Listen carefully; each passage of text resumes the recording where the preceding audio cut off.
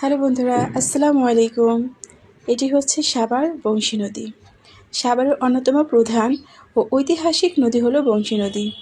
এটি জামালপুর ও টাঙ্গাইল থেকে উৎপন্ন হয়ে সাভারের মধ্য দিয়ে প্রবাহিত হয়ে ধলেশ্বরী নদীতে মিলিত হয়েছে।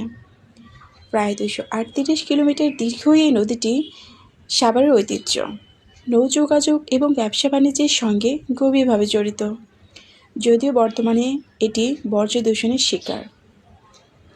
ধামরাই উপজেলা সাভার উপজেলার পাশ দিয়ে নদীটি বয়ে গেছে। এটি সাভার নামাবাজার হয়ে ধলেশ্বরী নদীতে মিলিত হয়েছে। বর্ষাকালে নদীটি যৌবন ফিরে পেলেও বছরের অন্য সময় পানি চলাচল কমে যায়। সাভার এলাকার শিল্প কারখানার বর্জ্য এবং রাসায়নিক বর্জ্যের কারণে নদীটি বর্তমানে মারাত্মক দূষণের শিকার। পানিগুলো একদম কালো হয়ে গেছে। দেখতে দেখতে আমাদের কাঙ্ক্ষিত স্থানে আমরা চলে আসছি।